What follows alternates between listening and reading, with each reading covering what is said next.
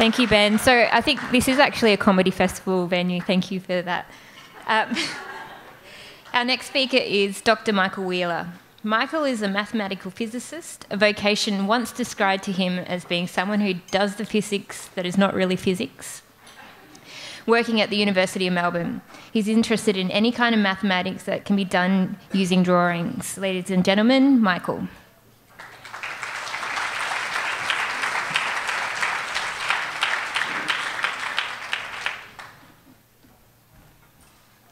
Hi, thanks very much. It's a great privilege for me to speak here tonight, so I'd like to thank the organizers.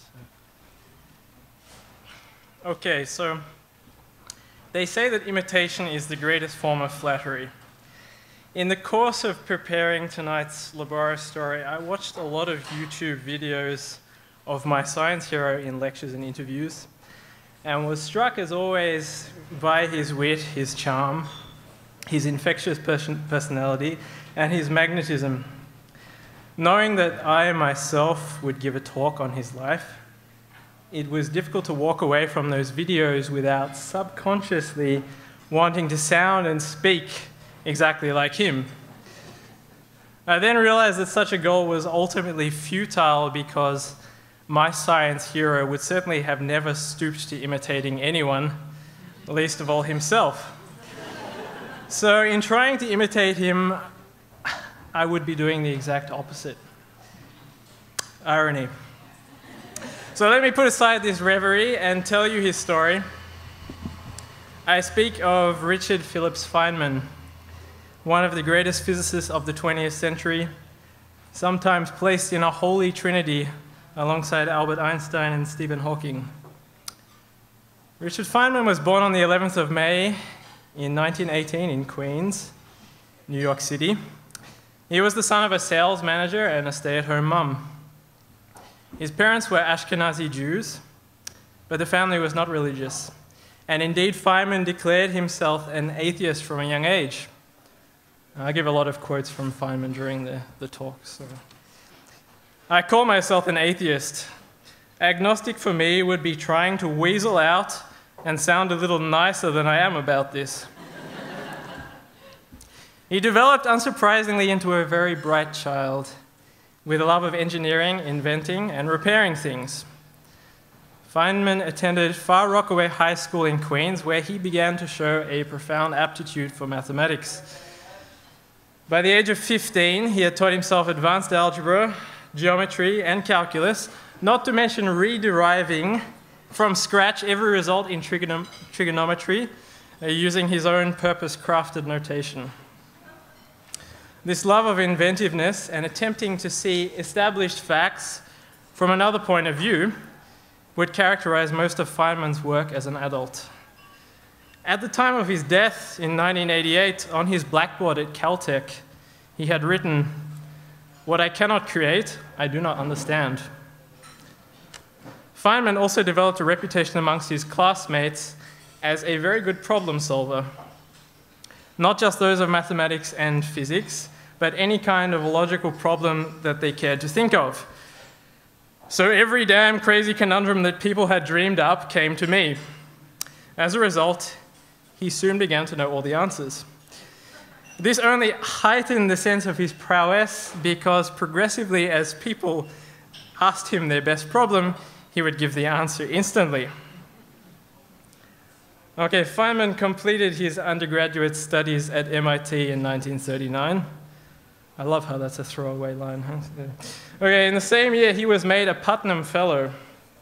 Now, to explain what that means, the Putnam Competition is an annual mathematics competition for undergraduates in the US and Canada. The top 5 scorers in the competition are named Putnam Fellows, and one of them gets their tuition fees waived at Harvard. But this is not exactly a walk in the park.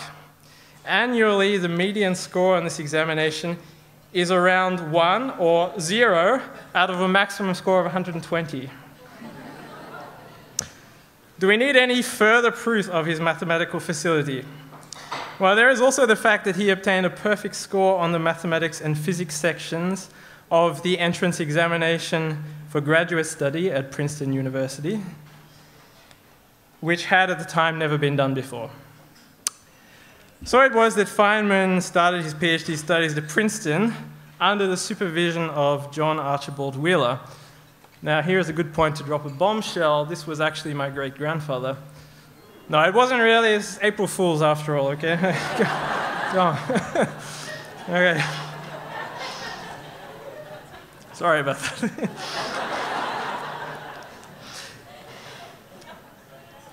And this was on a topic that he ultimately became famous for. It was the path integral formulation of quantum mechanics. His first PhD seminar was attended by Albert Einstein, John von Neumann, and Wolfgang Pauli. Now, I don't know about anyone else, but I find the idea of all of those people in the same room at the same time strangely alluring. It is a notion so fantastic that we are still talking about it 75 years later. I hope that they will say in 75 years' time that on that fateful night in Brunswick, those great minds of our age gathered together to hear Laborastories. Well, okay, now I suspect there are probably quite a few PhD students in the audience tonight. Now I want you to imagine you're in your office, hard at work, when someone comes into your office and asks you if you want to join a cutting-edge project for the separation of uranium isotopes. The first thing you will do, after quickly closing Facebook, is ask them to repeat their proposition and then probably take them up on it. Well, this is exactly what happened to Feynman when physicist Robert Wilson tapped up his door with an offer he couldn't refuse. Feynman refused to be involved. He had figured out rightly that this was no ordinary project. It was none other than the infamous Manhattan Project to build the biggest bomb the world had ever seen. Feynman quickly changed his mind, he reports, by 3 p.m. on the same day, apparently, after reflecting on how the world would be if Hitler developed the bomb first. Feynman relocated to Los Alamos in 1942, and he joined a formidable lineup of the smartest physicists of the day. In Feynman's own words, all science stopped during the war. He had only just obtained his PhD, so it is perhaps not surprising that he would not be involved in the key decision-making at Los Alamos. Nevertheless, within a short time, he was making an impression. Okay, to illustrate this, I want you to think of the big name in your field of research. Okay? A name which resonates in the books that you have read, a household name, depending on your household, that gets quoted so often in relation to this method, this equation, this algorithm, that after a while you forget to whom the name belongs. In my field of research, this name is Hans Bethe, who is a Nobel laureate and who is known for the Bethe ansatz. Now imagine meeting that person and getting into a scientific argument with them, then telling them they're wrong about something. Okay, who does that? As Firemen later said, when someone got me talking about physics, I never knew to whom I was talking. Feynman greatly impressed Bethe and was made head of a team of 4 men. Bethe said that Feynman's ability outstripped the collective ability of the entire division underneath him. The two became good friends and went on to collaborate on the Bethe-Feynman formula, which calculates, sadly, the yield of a fission bomb. Throughout his life, Dick Feynman was known for his lack of regard for conventionality and for his practical jokes. It's fair to say that at Los Alamos he was in his element. Indeed, there are more episodes involving the larrikin Feynman in the wilds of New Mexico than can possibly be recounted here. Perhaps his most enduring battle during his time in Los Alamos was with the censors in charge of incoming and outgoing mail. Censorship was, of course, illegal in the US, but all of the scientists had been asked nicely to allow their mail to be monitored. And this affected nobody so much as Feynman, who was writing letters to his wife, who was sick with tuberculosis, on a daily basis. The problem that they had was that they enjoyed communicating in code, just for the fun of it. And although the censors had promised not to disturb any normal practice, this was for Feynman and his wife very much a normal practice. And needless to say, the censors were not happy. The paranoia about security might have been justified, and indeed it probably was, if not for the rather perfunctory effort of keeping confidential documents secure in Los Alamos. Important secrets were housed in wooden cabinets with padlocks, the kind that are very easy to pick. Feynman voiced his concerns over this at a meeting and was promptly shot down by none other than Edward Teller, who proudly declared that he always kept his sensitive documents under lock and key in his desk drawer. To prove his point, Feynman snuck out of the meeting, down to Teller's office and underneath the former's set of drawers. From there, it was possible, according to Feynman, to pull every single paper out of the desk drawer by simply tugging at the ends of the papers which protruded from the base. In his own words, it was like those toilet paper dispensers. You pull out one sheet, it pulls another and another. Feynman then returned to the meeting and afterwards asked Teller to show him the drawer and its contents. On seeing the drawer, Feynman joked, "Yes, that looks pretty safe to me." Unfortunately, the practical joke did not last long, as Teller pretty quickly figured out what had actually happened. After the war, Feynman took a post at Cornell University teaching theoretical physics, which he held from 1945 to 1950. This was not an easy time in his life. He had watched his first wife, Arlene Greenbaum, with whom he clearly shared a deep connection, die from tuberculosis. It is reported that in 1946 he wrote a letter to her, which he kept sealed for the rest of his life.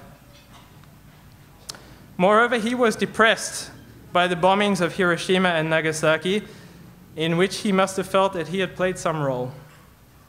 These events changed his view of the world forever. He would sit in a restaurant in New York and contemplate how much of the city would be destroyed if a nuclear bomb was detonated where he sat. He would see workmen constructing something like a bridge or a building and say to himself, "They're crazy, they just don't understand." For a short time, he felt that it was pointless to build anything in a world that had no future. But Feynman was a hard man to keep down. At this time, he was already doing work which would lay the seeds for his Nobel Prize. Refreshingly, he also drew a great deal of inspiration from his teaching responsibilities. Indeed, during the rest of his life, Feynman became known as one of the best teachers of physics in the world. It wasn't only that he could explain difficult concepts clearly. In his hands, physics came to life, almost as if Newton's apple was falling upwards. It was said of him, even when Richard didn't understand, he always seemed to understand better than the rest of us. And whatever he understood, he could make others understand as well. Anyone who has any doubt can read the Feynman lectures in physics, which to this day are considered a benchmark tool for learning undergraduate physics. After turning down repeated invitations to join the Institute for Advanced Study at Princeton, who does that? Feynman took a position at California Institute of Technology in 1950. He would remain there for the rest of his academic life. And it is here that we have a good chance to discuss briefly his actual scientific achievements, since much of the work was performed at Caltech. Feynman made profound contributions to the area of quantum electrodynamics, or QED, as it is usually known. Now, this is a theory which unifies three fundamental pillars of physics: electrodynamics, quantum mechanics, and relativity. I don't know about anyone else, but I have a hard enough time understanding just one of those, let alone. His work and that of Julian Schwinger and Shinichiro Tominaga allowed for the mathematical prediction of certain quantities in the theory with an astonishing degree of precision. So what kind of degree of precision are we talking about? The agreement between the theoretical predictions of the anomalous magnetic moment of the electron and those measured experimentally is now obtained to 14 decimal places. So if we're talking about the distance of my head to the moon, the discrepancy between theory and experiment is roughly equal to the diameter of one of my hairs. He introduced a powerful new computational device for doing his calculations, which are now called Feynman diagrams. On the back of these discoveries, Feynman, Schwinger, and Tomonaga were awarded the Nobel Prize in 1965. For the layperson, however, it is perhaps not so easy to appreciate the depth of Feynman's work. As he said, "Hell, if I could explain it to the average person, it wouldn't have been worth the Nobel Prize." Feynman was prolific in a number of other areas too, notably in the study of particle physics and superfluids, and he is credited with being a pioneer for quantum computing and nanotechnology, which are both very hot topics in the modern world. Perhaps the strongest indication of a scientist's ability is the esteem in which they are held by their colleagues. Let's hear about what some of Feynman's fellow physicists, friends, and family had to say about him. First, Freeman Dyson, who is probably the most famous living mathematical physicist and a close friend of Feynman. A true description would have said that Feynman was all genius and all buffoon. The deep thinking and the joyful clowning were not separate parts of a split personality. He did not do his thinking on Monday and his clowning on Tuesday. He was thinking and clowning simultaneously. Julian Schwinger, an honest man, the outstanding intuitionist of our age, and a prime example of what may lie in store for anyone who dares to follow the beat of a different drum. Murray Gell-Mann, Nobel laureate. The Feynman problem-solving algorithm contains 3 steps. Step 1, write down the problem. Step 2, think very hard. Step 3, write down the answer.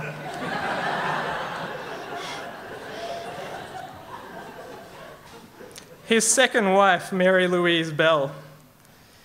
He begins working calculus problems in his head as soon as he awakens. He did calculus while driving in his car, while sitting in the living room, and while lying in bed at night. Their marriage was a brief one. Finally, his mother. If that's the world's smartest man, God help us.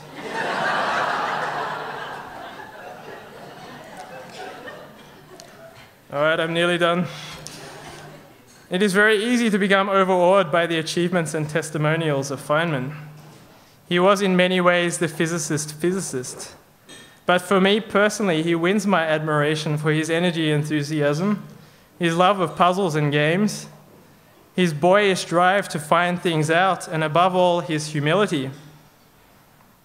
During the Manhattan Project, Feynman was sent to the Oak Ridge plant, where scientists were trying to separate large amounts of fissionable uranium-235 from non-reactive uranium-238. He was sent there to follow up on a previous safety inspection. The previous inspection by the bosses in Los Alamos had revealed scientists pushing around cauldrons of uranium nitrate with gay abandon and storing the reactive form in dangerously high concentrations. Feynman had been sent to Oak Ridge to check the plans for a new and improved plant, the kind that passes OH&S standards, before they blew themselves up. He was showed a very complicated blueprint for the plant and given a rapid-fire descriptions of its workings.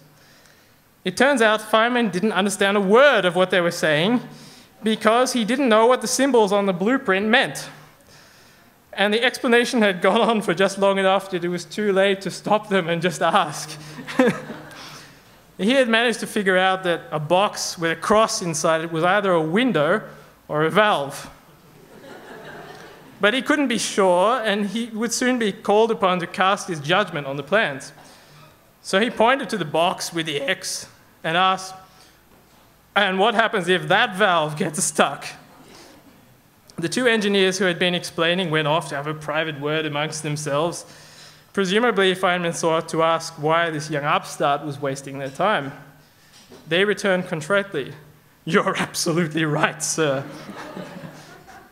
He was asked about it afterwards by a certain Lieutenant Zumwalt, who accompanied him on the trip. "What you've just done was so fantastic. I want to know, how do you do something like that?"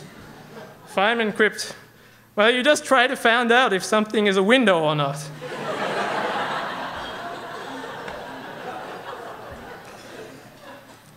It is a nice thing that he does not seem to have been touched by the arrogance which has beset so many of the great minds throughout history. In brief, He never became a dick. He remained a fine man.